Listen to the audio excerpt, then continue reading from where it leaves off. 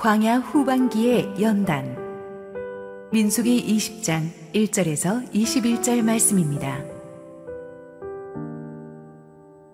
첫째 달에 이스라엘 자손 곧 온 회중이 신광야에 이르러 백성이 가데스에 머물더니 미리암이 거기서 죽음에 거기에 장사되니라. 회중이 물이 없으므로 모세와 아론에게로 모여드니라.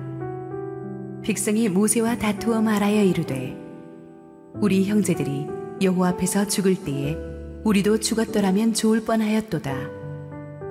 너희가 어찌하여 여호와의 회중을 이 광야로 인도하여 우리와 우리 짐승이 다 여기서 죽게 하느냐?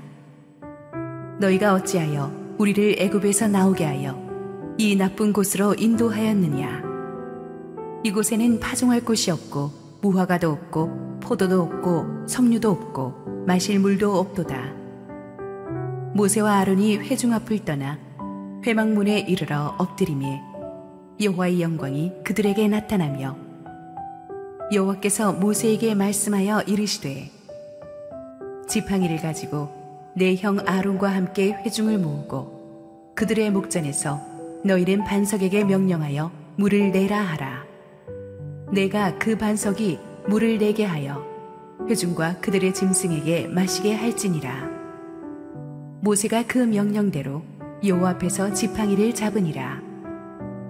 모세와 아론이 회중을 그 반석 앞에 모으고 모세가 그들에게 이르되 반역한 너희여 들으라. 우리가 너희를 위하여 이 반석에서 물을 내랴 하고 모세가 그의 손을 들어 그의 지팡이로 반석을 2번 치니 물이 많이 솟아나오므로 회중과 그들의 짐승이 마시니라. 여호와께서 모세와 아론에게 이르시되 너희가 나를 믿지 아니하고 이스라엘 자손의 목전에서 내 거룩함을 나타내지 아니한 고로 너희는 이 회중을 내가 그들에게 준 땅으로 인도하여 드리지 못하리라 하시니라.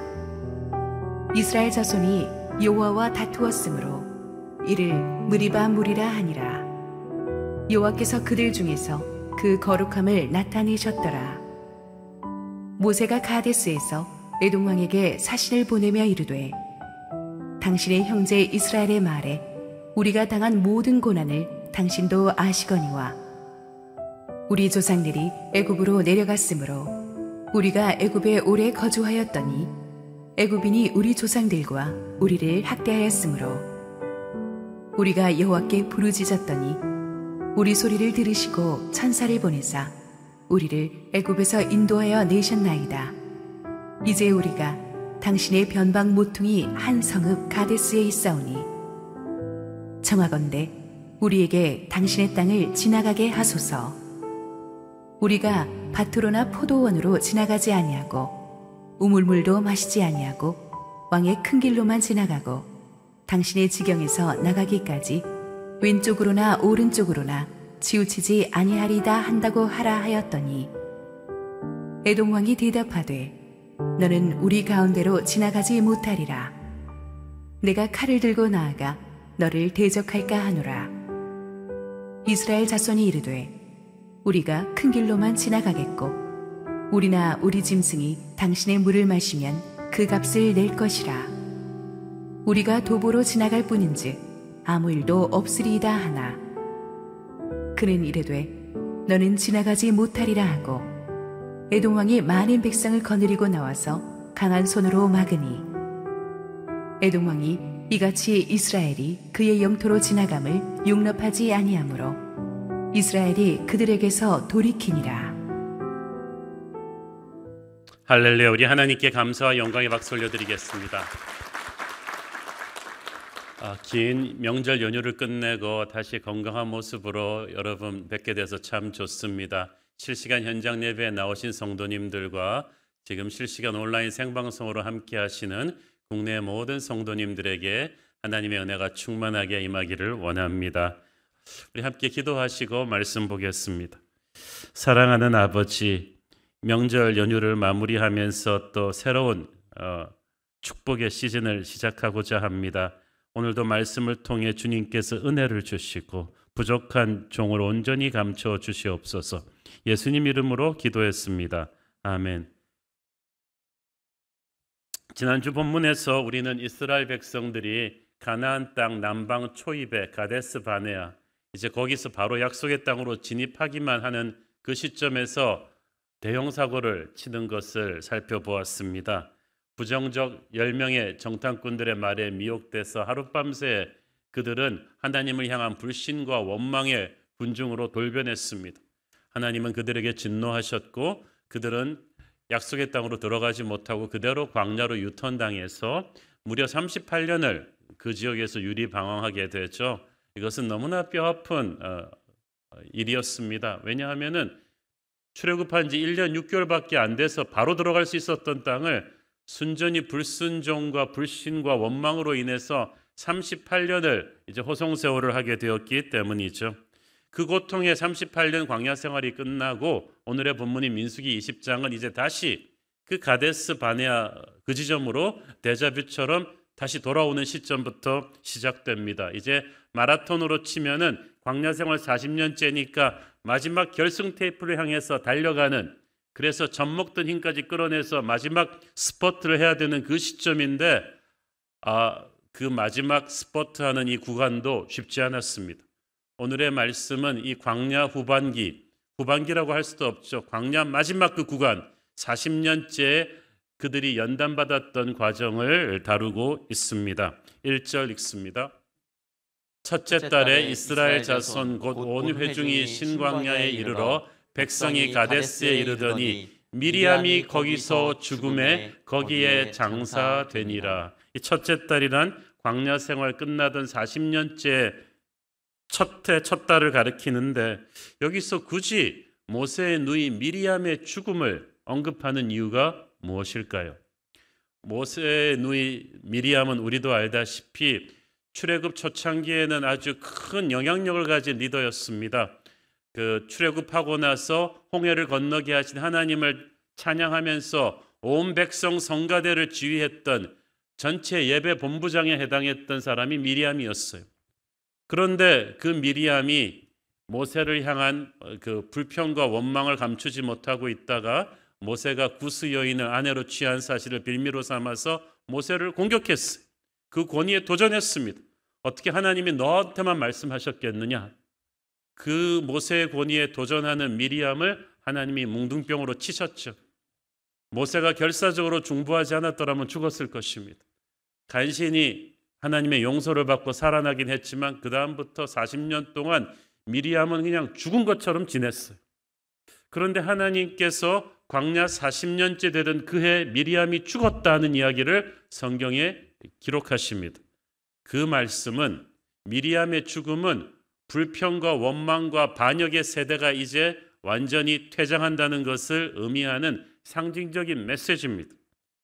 이 설교에선 다루지 않지만 미리암의 죽음이 있기 얼마 전에 모세의 사촌 고라가 이끄는 또 대규모 반란 사건이 또 있었죠. 이때 250명이나 되는 각 지파에 영향력 있는 지도자들이 반역을 일으켰다가 그때도 하나님의 손에 다 죽임당하고 그들을 추종했던 15,000명까지도 역병이 일어나서 다 죽었습니다. 그리고 나서 또 이 미리암의 죽음 사건이 나와요. 이것은 반역의 영을 가지고는 결코 약속의 땅에 들어갈 수 없다는 중요한 영적 메시지를 담고 있어요. 광야에서 지난 38년 동안 그 출애굽 1세대 다 죽었습니다. 불순종의 세대가 다 죽기까지 하나님은 새 역사를 시작하지 않으셨습니다. 지나고 나서 보니까 광야 40년이지 이스라엘 사람들은 시계를 보았겠지만 우리는 시계를 보지만 하나님은 시계를 보는 것이 아니라 우리의 영적인 상태를 보십니다. 하나님께서 중요하게 생각하시는 건 거룩이에요. 그러니까 우리가 함부로 광야의 시간표를 짜면 안 돼요. 저는 그래서 40일 작정기도 이런 말이 제일 무섭습니다. 뭘 작정하시겠다는 겁니까? 그때까지 하나님이 안 해주시면 하나님한테 화내겠다는 겁니까? 중요한 것은 우리의 시계가 아니라 우리의 영적인 상태예요. 우리 마음속에 반역의 영이 살아있고 불순종의 영이 살아있다면 그걸 마지막까지 하나님께서 제거하신 다음에 약속의 땅으로 들이실 것입니다. 이 영적인 비밀을 모른 채 많은 사람들이 왜 광야 생활이 이렇게 자꾸 끝나지 않고 오래 가느냐고 불평을 합니다. 시계를 보지 말고 자기의 내면을 보십시오. 아직 여러분 안에 불순종의 영이 남아있나요? 불평과 원망의 언어 습관이 남아있나요? 그것들을 성령께서 다 드러내시고 정결하게 하는 역사가 있게 되기를 바랍니다. 하나님께서 단순히 이스라엘 백성들이 고생하는 것이 불쌍해서 38년 동안 광야 방황했으면 이제 고생할 만큼 했다, 이제 약속의 땅으로 들어가라고 하신 게 아니에요. 불순종의 사람이 죽었기 때문에 이제 들어갈 수 있는 거예요. 그게 끝나야 답답하고 힘든 광야의 시즌이 끝날 것입니다. 미리암이 죽어야 돼요. 미리암의 죽음과 함께 완전한 세대 교체가 이루어집니다. 자, 그렇게 이제 가데스 바네아에 섰는데 여기서 또 그들이 지난 세월 광야 생활에서도 그들의 조상들이 반복했던 미스테이크를 다시 한번 생각해야 하는 위기가 또 닥치죠. 그것이 바로 무리바 반석의 물 사건입니다. 2절 읽습니다. 회중이 물이 없으므로 모세와 아론에게로 모여드니라. 자, 가데스는 원래 거대한 오아시스 지역이에요. 물이 있어야 돼요. 그런데 물이 있어야 되는 곳에 물이 없어요. 가뭄이 그만큼 심했던 거죠. 여러분, 오아시스라고 믿고 갔는데 물이 없다. 기대했던 곳에서 기대가 안 채워질 때 참 속상하죠.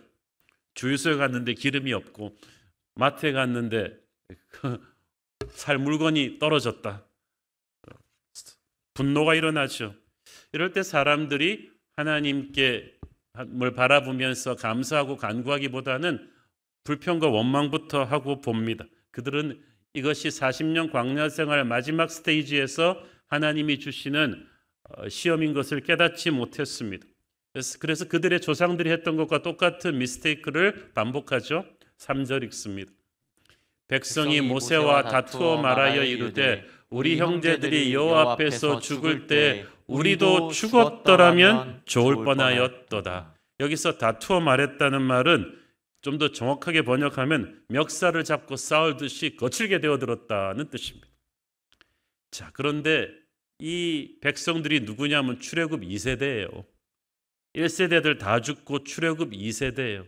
출애굽 1세대도 모세보다 한참 어린데 이 사람들은 정말 어리고 또 어려서 모세보다 보통 한 5, 60살은 어린, 그러니까 모세는 이분들에게 할아버지 뻘이에요. 그런데 막 이렇게 거칠게 나오는 거예요. 우리 형제들이 죽을 때 우리도 같이 죽었으면 좋았을 텐데. 우리 형제들이 누굽니까? 지난 세월 광야에서 쓰러져 갔던 자기 부모 세대를 말하는 것입니다. 근데 못된 건 참 가르치지 않아도 닮는다더니 출애굽 2세대가 자기 부모 세대 습관을 그대로 답습하고 있습니다. 죽었으면 좋았겠대요. 지난주 설교에서 누누이 다루었듯이 우리 크리스찬들이 정말 말조심해야 돼요. 너무나 많은 사람들이, 믿음의 사람들도 힘들다고 해서 무의식적으로 아무 말이나 막 해요. 그리고 그 말이 자기들의 운명이 된다는 걸 모르고 있어요. 입술의 열매를 우리는 먹게 된다고 하나님은 말씀하셨는데 힘들다고 아무 말이나 막 뱉으면 안 되는데, 특히 생명의 주관자이신 하나님을 믿는 사람들이 죽고 싶다는 말 함부로 하면 안 되는데, 그 부모 세대가 그렇게 해서 죽었는데 이 2세대도 그 말을 툭툭 뱉는 거예요. 차라리 죽었으면 좋았겠다. 그리고 4절 5절 보십시오.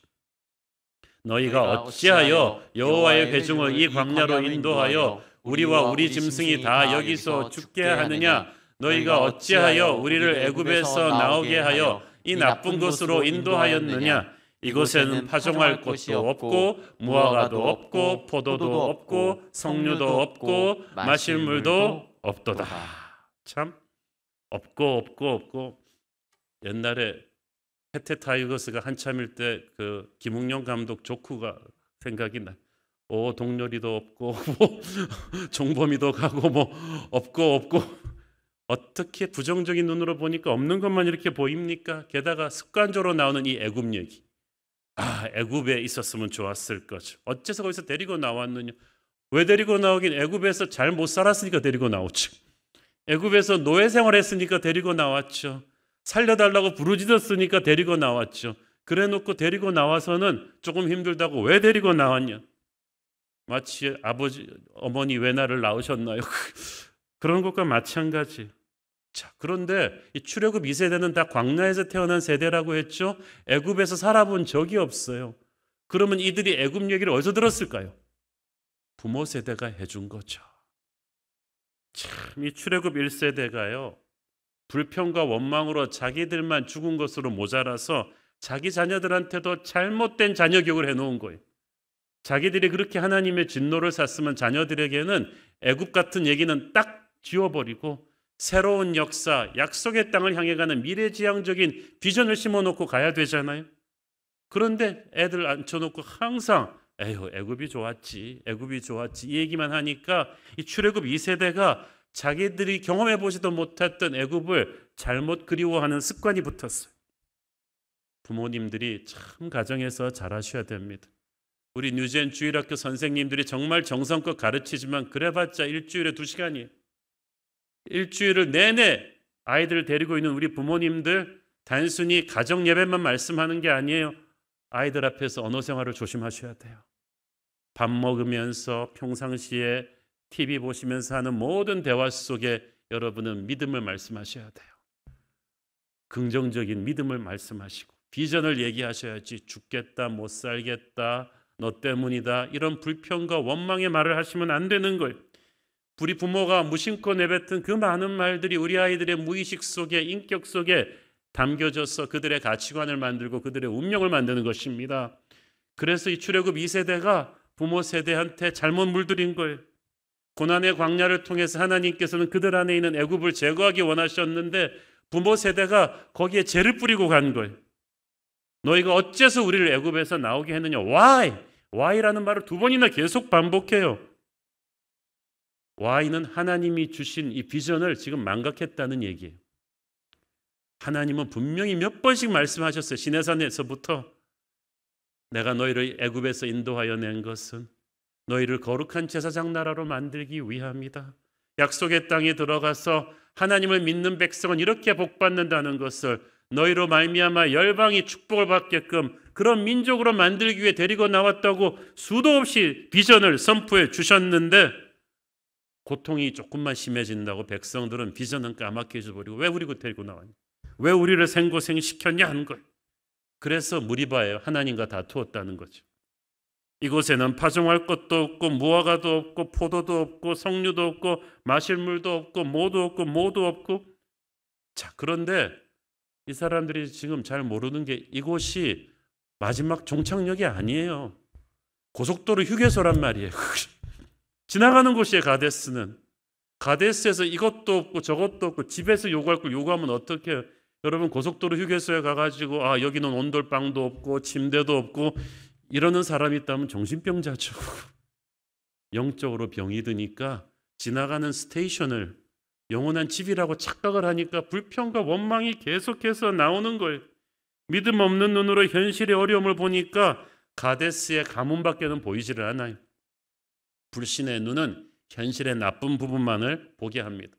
불신의 눈으로 보면 기회도 위기로 보여요. 믿음의 눈으로 보면 위기도 기회로 보이는데 불신의 눈으로 보니까 이 위기가 이 기회도 자꾸 위기로 보이는 거예요. 저는 우리가 이 코로나 사태를 믿음의 눈으로 봐야 된다고 믿습니다. 많은 사람들이 코로나 2년 지나고 나오면서 한국 교회는 죽겠다, 예배가 죽어간다 이런 말들을 합니다만은 저는 오히려 이 코로나를 정말 우리가 믿음의 눈으로 보면 한국 교회 기도가 살아나고 부흥의 역사가 다시 재현되는 것임을 저는 믿습니다. 우리 특세 지난 한 달을 보세요. 얼마나 기도가 뜨거워졌습니까? 한국 교회 절대 죽지 않습니다. 믿음의 눈으로 이 코로나를 봐야지 이것이 위기가 아니라 기회인 것을 알게 될 것입니다. 광야는 힘든 곳이지만 영원히 있는 곳이 아니에요. 어떤 눈으로 보는가가 중요하죠. 삐뚤어진 눈으로 보면 세상이 다 화낼 일 뿐이죠. 다 불평할 일 뿐이죠. 그러나 믿음의 눈으로 이 가데스를 봤다면 이 가뭄의 땅이 지금은 약속의 땅으로 가는 포탈이라는 것을 알게 되었을 거예요. 약속의 땅이 이제 코앞에 있어요. 여러분 지금 못 참을 정도로 괴로우십니까? 인내할 때입니다. 왜냐하면 우리는 지금 약속의 땅 코앞에 와 있거든요. 모세는 사납게 다그치는 출애굽 2세들 앞에서 할 말을 읽고 있다가 하나님 앞에 가서 간절히 기도합니다. 그랬더니 주님이 응답하셨어요. 8절 읽습니다. 지팡이를 가지고 네 형 아론과 함께 회중을 모으고 그들의 목전에서 너희는 반석에게 명령하여 물을 내라 하라. 네가 그 반석이 물을 내게 하여 회중과 그들의 짐승에게 마시게 할지니라. 38년 전 광야 생활 초기에 르비딤이란 곳에서도 물이 없어서 혼난 적이 있죠.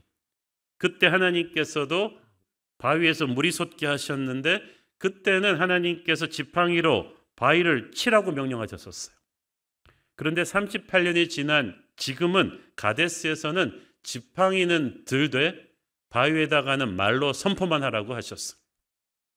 그런데 모세는 다르게 했죠. 11절 읽습니다.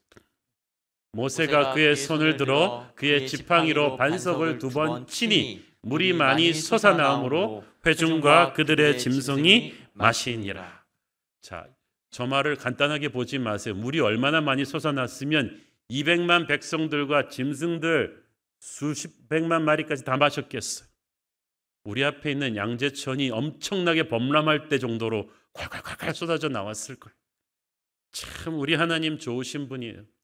저 같으면 일단 이 불평과 원망의 출애굽 2세대를 단체로 한 번씩 알밤으로 쥐어 박은 다음에 그 다음에 그래도 좀 이렇게 철학이더라도 좀 시키고 물을 주셨을 텐데 하나님은 좋으신 분이셔서 그냥 물을 주셨어요. 마치 이 출애굽 2세대는 아직 믿음이 너무 어려서 그렇지 하면서 그냥 속없이 잘해주는 부모님 것 같아요.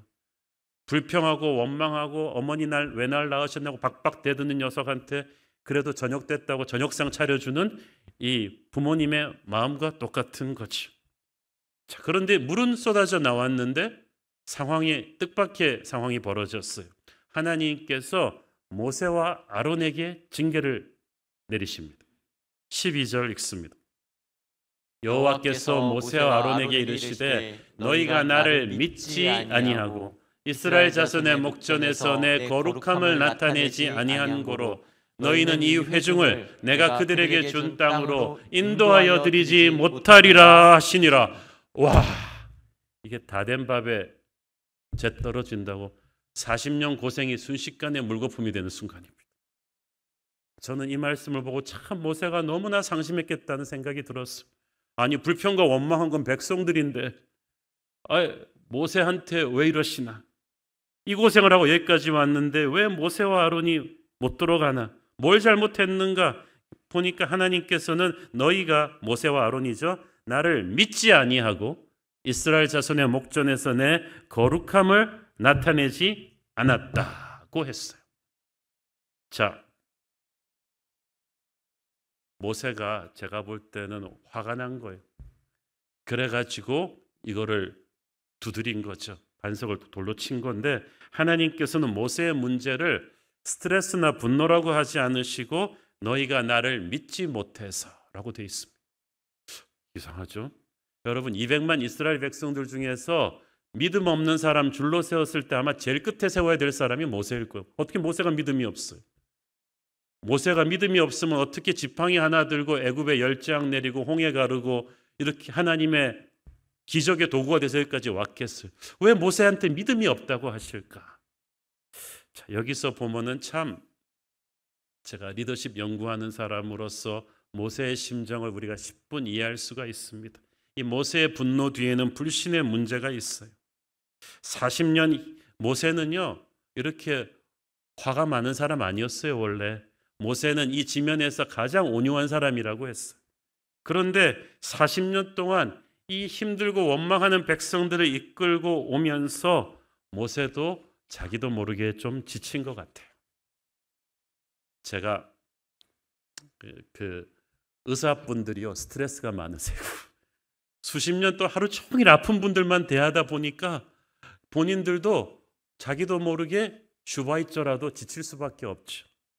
범죄자들만 다룬 강력계 형사분들 한 20-30년 그거 하고 나면요 지쳐요. 정신적인 스트레스가 엄청나요. 모세도 그랬을 것입니다. 날마다 눈만 뜨면 와서 모세한테 컴플레인을 늘어놓는 자기가 뭐 이렇게 모세가 백성 소비자 불평 관리센터도 아니고 말이지. 모세가 그걸 당하면서 40년 동안 얼마나 지쳤겠어요. 게다가 이제 출애굽 1세대가 한 명씩 광야에서 다 죽어 나갔잖아요. 하루에 수십 명씩 장례를 쳤을 거예요. 아무리 얄미운 사람들이었지만 미운 정도 정이라고 자기와 친한 사람들이 한 명씩 두 명씩 죽어가는 장례를 수십 년 치르면서 여기까지 오면서 모세도 눈물이 나고 마음이 시렸겠죠. 사람에 대한 원망, 답답한 상황에 대한 스트레스가 쌓이다가 궁극적으로 하나님께 대한 불신이 조금씩 생긴 거예요. 야, 이러다 우리 다 죽는 거 아니야? 과연 하나님은 약속을 이루실 것인가? 참아왔지만 이제 모세도 조금씩 흔들렸어요. 게다가 그들이 서 있는 곳은 가데스입니다. 38년 전에 바로 거기서 불평과 원망으로 순식간에 광야로 유턴당했던 그곳인데 거기 와서 출애굽 2세대가 똑같은 불평과 원망을 하고 있으니까 모세가 덜컥 겁이 난 거예요. 우리 그런 거 있잖아요. 좀 비슷한 상황에 처하게 되면 옛날의 상처가 막 생각이 나서 똑같이 이 출애굽 2세대도 다시 유턴되는 거 아니야? 못 들어가는 거 아닌가? 그래서 모세는 바위를 2번 내려치면서 이 백성들, 불평과 원망하는 백성들에 대해서 일단 좀 화가 났을까? 이것들아 너 지금 어떻게 되려고 이래? 제가 모세의 심정이 이해가 가요. 저는 우리 교회 창립하고 여기까지 온 지 12년 됐는데 저도 좀 막 그럴 때가 있고 이 정도 했으면 좀 다들 좀 성숙하고 성령 충만하고 그래야 되는데 막 왜 이런 일들이 일어나냐. 그러나 저는 바위를 돌로 치지는 않았습니다. 양재천 걷다가 돌을 발로 찬 적은 있지만 다행히 저는 마스크를 쓰고 있었기 때문에 아무도 제가 누군지도 우리 우명 공동체 중에 아무도 본 사람이 없을 것이지. 그러니까 모세의 그 심정을 이해는 갑니다.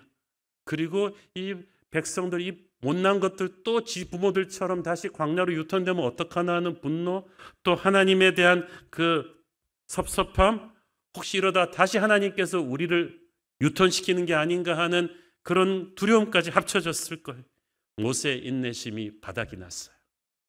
이 인간적인 리더십은 무너지는 거예요. 모세의 분노 밑에는 그 40년 광야에서 리더십을 하면서 온 탈진, 그런 불신이 깔려 있었던 거예요. 사랑하는 성도 여러분, 모세가 그럴진데 우리는 어떻겠습니까? 과거의 아픔 때문에 하나님의 선한 계획을 의심하고 있습니까? 사람에게 지쳐서 과거의 재앙이 다시 돌아올 것 같은 그런 두려움이 있으세요? 하나님이 이제 우리를 영원히 이렇게 광야에서만 맴돌게 하다가 끝낼 것 같은 두려움이 있으십니까? 그 생각을 떨쳐버리십시오. 이스라엘 백성들은 다시 광야로 돌아가지 않습니다. 38년 전 가데스와 지금의 가데스는 다릅니다. 너희가 나를 믿지 아니하고라는 하나님의 말씀은 모세와 아론 너희들마저 나의 신실하심을 믿지 아니하면 어떡하냐.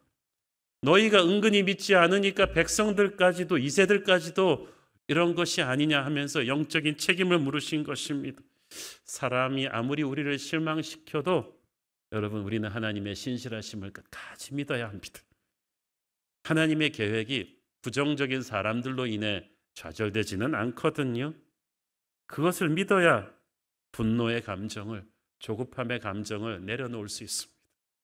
그것을 믿어야 우리 안에 있는 모든 불신과 섭섭함과 조급함이 씻겨져 나갈 줄로 믿습니다.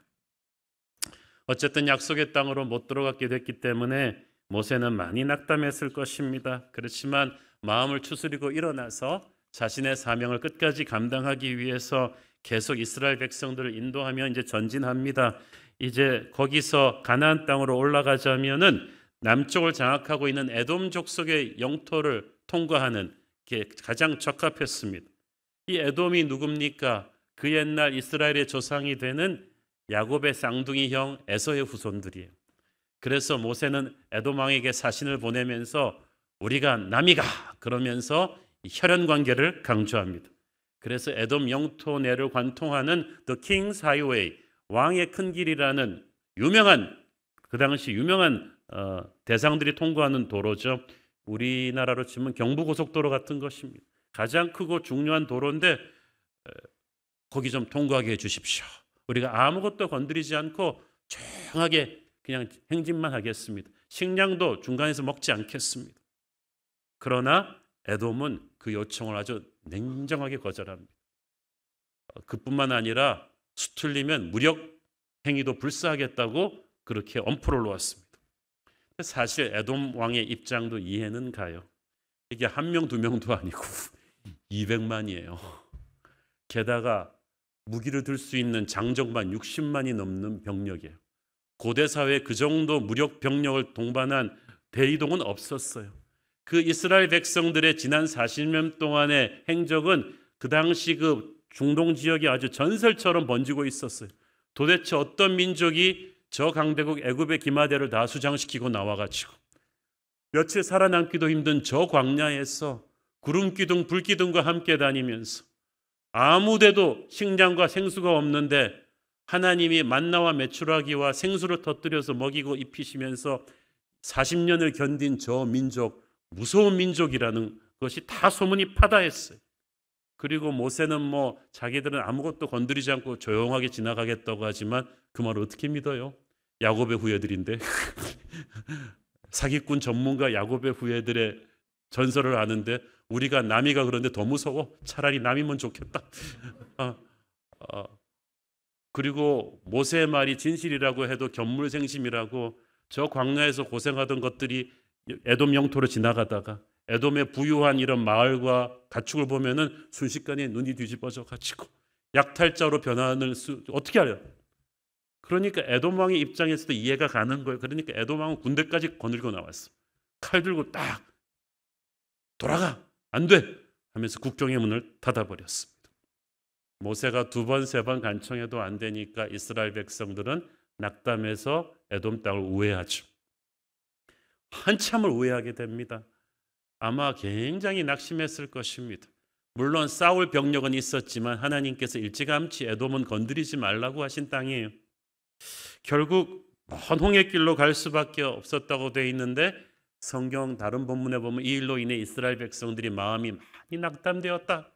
마음이 많이 상했다고 되어 있어요. 슬펐겠죠.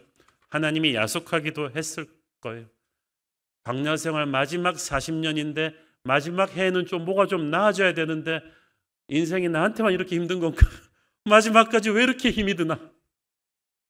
여러분 중에 혹시 사업 때문에, 자식 때문에, 병 때문에 오랜 광야 생활에 있었는데 이제 광야에서 나올 때쯤 된 것 같은데 마지막까지도 힘든 분 계십니까? 어찌 마지막까지도 하나님께서 이렇게 우회 도로로 돌리시나? 노력해도 안 되고 빌어도 안 되는 에돔 같은 태산 같은 장벽이 여러분에게 돌아가라고 합니다. 서러우십니까? 절망스러우십니까? 이스라엘 백성들이 그랬을 거예요. 우리가 안 그래도 우회길로 돌아가게 할 때는 답답한데 특히 광야 생활 40년 마라톤으로 치면 마지막 구간인데 이렇게 뺑뺑 돌아가게 할 때는 더 마음이 조급합니다. 여러분 마라톤 40km 뛰었는데 이제 마지막 1, 2km만 더 뛰면 되는데 갑자기 길이 옆으로 확 꺾어지면서 눈앞에 보이는 직선 거리가 아닌 한참을 돌아가게 할 때 얼마나 마음이 답답하겠어요. 이때 우리가 하지 말아야 될 질문은 주님 제가 뭘 그렇게 잘못해서 마지막까지 광야가 안 끝나나요? 그 질문 하지 말고 주님 제가 마지막까지 배워야 되는 레슨이 무엇입니까? 를 질문하셔야 돼요. 히브리서 10장 36절을 보세요. 너희에게 인내가 필요함은 너희가 하나님의 뜻을 행한 후에 약속하신 것을 받기 위함이라. 받기 위함이라. 인내는 그냥 생고생이 아니라 받기 위함이라. 그래서 믿음과 인내는 같이 가는 거예요. 여러분 믿음의 사람입니까? 인내 사람입니다. 성경에서 믿음이 성취되는 그 과정에서 순식간에 만들어주는 경우는 한 번도 없었어요. 전부 인고의 세월을 통해서 하나님이 우리 안에 인내를 키우셨어요.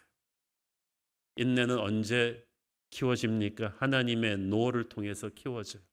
하나님의 노가 지금 안 된다는 거지 영원히 안 된다는 게 아닙니다. 이 문이 아니라는 거지 다른 모든 문도 닫힌다는 건 아니에요. 인내가 힘든 것은 비전과 현실이 너무 다르게 가기 때문에 절망스러운 거예요. 진정한 믿음은 이때 영그러지거든요. 현실적으로 봐도 될 것 같으면 무슨 믿음이 필요해요? 현실적으로 봐도 안 될 것 같으니까 영의 눈을 뜨는 거고 그래야 믿음이 생기죠. 사실 그런데 이 에돔이라는 마지막 스테이지의 시련은 방금 전에 있었던 무리바 반석 사건과 관련이 있어.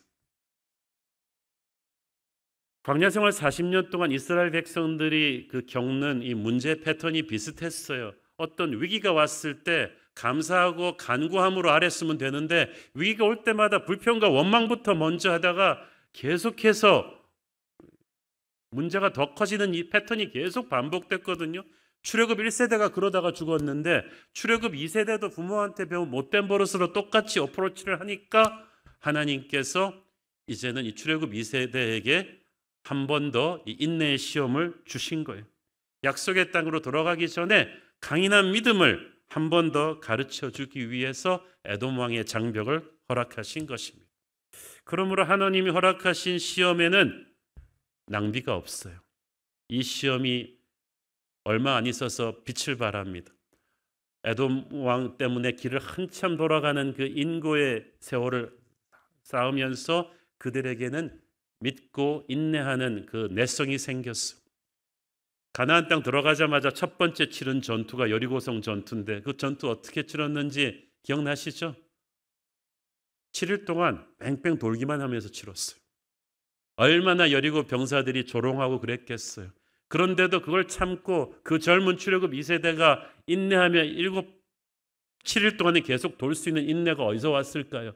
저는 이 에돔 왕 사건 때 축적된 거라고 봅니다. 바로 그 전에 예방주사로 호되게 맞았기 때문에 우리가 에돔 길도 한참 돌았는데 여리고성 7일은 일도 아니요. 그러면서 그냥 돈 거죠. 하나님께서 우리에게 주시는 이 인고의 테스트는 반드시 그 다음 스테이지의 축복을 위한 예행 연습인 줄 믿습니다. 우리가 운전하고 가다가 길이 막히면 우회하라는 표지판이 나오면 속상하죠.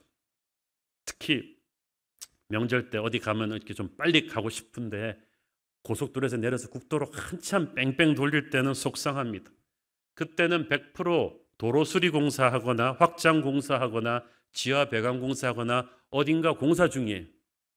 하나님께서 우리를 돌리실 때는 100% 하나님께서 어딘가를 공사 중입니다. 가장 먼저 우리 안에 내면 세계 공사 중이십니다. 그러므로 우리는 이거 언제 끝나냐 자꾸 시계를 보는 게 아니라 아까 뭐라 그랬죠? 영의 눈으로 우리의 내면을 보십시오. 우리 안에 하나님이 아직 기뻐하지 않는 것이 남아 있는가? 이거를 이제 성령의 눈으로 하나씩 체크를 하는 거예요. 하나님께서 왜 우리에게 시간이 걸려서 돌아가게 하십니까? 우리 안에 있는 이 나쁜 습관들이 순식간에 형성된 게 아니라 시간이 걸려서 형성됐거든요. 제거하는데도 시간이 걸려요. 불평하고 원망하는 습관, 하나님의 권위에 도전하는 이런 습관, 죽었으면 좋겠다는 이 나쁜 말버릇 이런 것들을 제거하십니다. 이런 모든 것들은 결코 약속의 땅에 가지고 들어갈 수 없는 영적인 종양가도 같은 거예요. 이건 제거해야 되는 거예요. 그래서 이 광야 탈출이 마지막까지 늦어지는 것은 이 영적인 종양을 하나님이 끝까지 제거하시는 거예요. 여기에 우리가 적극적으로 순종하며 협력을 해야 돼요. 나만 공사하십니까? 나와 관련된 수많은 사람들도 다 공사하세요. 그 가나안 땅 사람들도 공사하셨어요. 그래서 가나안 땅을 직접 공격할 때는 보니까 기생 라합이 그랬잖아요. 이 땅의 모든 사람들이 당신들을 두려워한다. 하나님께서 거기 또 준비하고 계셨던 거예요. 그리고 땅도 준비하셨어요. 이스라엘 백성들이 이렇게 돌아가서 가나안 땅을 치고 들어갔을 때 만나가 그쳤는데 정확하게 그때부터 가나안 땅의 추수 때였다 그랬어요. 그러니까 일찍 들어갔다면 큰일 날 뻔한 거예요. 하나님께서 늦추시는 것은 지각이 아니라 정확하게 타이밍을 맞추시는 것인 줄 믿습니다. 조급하지 맙시다. 천천히 가시는 것 같지만 때만 되면 질풍같이 움직이실 것입니다. 때로는 하나님의 역사가 눈에 보입니다. 그렇지만 대부분 눈에 안 보입니다. 우리에게 보이지 않는 곳에서 하나님이 작업하고 계십니다. 기도하는 사람은 하나님의 일하시는 소리가 들립니다. 기도하지 않으면 안 들리니까 불안한 거죠. 새벽기도 열심히 합시다. 하나님께서 무대 뒤쪽에서 열심히 일하시는 그 하나님의 삽소리를 듣고 싶다면 기도합시다. 구정 연휴 전 특별 새벽기도 시간 설교에서 제가 진주 이야기 해드렸죠. 모든 보석이 육지에서 나오는데 진주만 바다에서 나옵니다. 어떻게 진주가 만들어집니까? 조개의 그 연한 살 속으로 들어오는 모래를, 그 따가운 모래를 조개가 뱉어내지 않고 끝까지 품었을 때 시간이 지나고 압력이 가해지면서 영롱한 진주가 완성되는 것처럼 우리의 약한 마음 속으로 고난이 밀려올 때 우리가 그 고난을 뱉어버리지 않고 예수님의 십자가 바라보며 주님처럼 끝까지 견딜 때 우리 안에서 진주와 같은 예수님의 인품이 형성이 되고 우리는 약속의 땅을 차지할 만한 영적 거인이 되는 것입니다. 요한계시록에 보면 천국문이 다 진주로 만들어져 있다고 했어요. 그 천국문은 저와 여러분이 언젠가 통과할 문입니다. 우리 주님께서, 고난을 이겨내신 우리 주님께서 먼저 통과하신 그 문이고 천군 천사들이 우리를 맞이하실 그 문이 진주예요. 모든 고난을 예수님과 함께 두려워하지 않고 통과했던, 승리했던 우리 성도들이 들어갈 문이 진주문입니다. 그러므로 그 진주문을 함께 통과할 저와 여러분은 이 고난 앞에서 좌절하지 말고 끝까지 함께 인내합시다. 우리가 함께 있기 때문에, 같은 교회이기 때문에 우리는 이겨낼 수 있습니다. 나만 어렵겠습니까? 다 어렵습니다. 그리고 새벽이 오기 전에 어둠이 절정에 달한다는 거 아시지 않습니까? 새벽이 서서히 오지 않더라고요. 제가 옛날에 30대 목사할 때 조기 축구 한번 해본 적이 있는데요. 7시에 해 뜬다고 이렇게 지난 그 전날 기상 예보를 들었기 때문에 우리는 캄캄한데 6시 반부터 나가서 몸 풀고 다 이거 유니폼 입고 준비하고 있는 거예요. 그러면서도 좀 이거 해 안 뜨면 어떡하지? 우리가 뭘 믿고 이 시간에 와서 그냥 캄캄한데 다 이러고 있는. 그런데 정확하게 해가 떠요. 순식간에 떠버리더라고요. 여러분, 우리가 기상청 날씨 예보도 믿고 마지막 순간까지 믿고 준비를 하는데 우리 하나님의 말씀을 끝까지 믿어야 되지 않습니까? 새벽 여명이 밝아오기 전에 그렇게 캄캄해도 우리는 말씀을 믿고 견뎌야 됩니다. 야고보서 1장 12절을 보세요. 시험을 참는 자는 복이 있나니 이는 시련을 견뎌낸 자가 주께서 자기를 사랑하는 자들에게 약속하신 생명의 면류관을 얻을 것이기 때문이라. 시험을 참는 자와 주님을 사랑하는 자가 똑같은 사람이에요. 여러분, 시험을 어떻게 참을 수 있어요?